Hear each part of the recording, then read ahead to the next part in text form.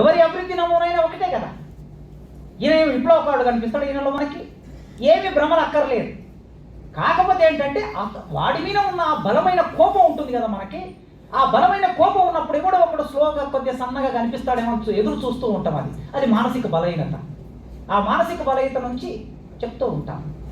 అందుకే మిత్రులారా, మనం సిద్ధపడవలసింది ప్రజాస్వామిక ఆకాంక్షల కోసం, రాజ్యాంగాన్ని కాపాడడం కోసం ఖచ్చితంగా ప్రజాస్వామిక తెలంగాణ నినాదాన్ని ఎత్తుకోవాల్సిందే. ప్రజాస్వామిక విలువలు అమలయ్యే వరకు ఆయా పాలక వర్గాల మీద పోరాటం చేయవలసింది. ఇది ఒకవైపు ఉండగా, ఈ దేశానికి మొత్తం ఒక పెను ప్రమాదంగా మనం ముందుకొచ్చింది. మనువాదం అనే ఒక పెను ప్రమాదం మన ముందుకొచ్చింది. ఫాసిజం అనే ఒక పెను ప్రమాదం మన ముందుకొచ్చింది. ఈ ఫాసిజం, మనువాదం అనే ఈ సందర్భంలో దీన్ని ఓడించడానికి దేశవ్యాప్తంగా ఉన్న శక్తులన్నీ ఏకం చేయవలసిన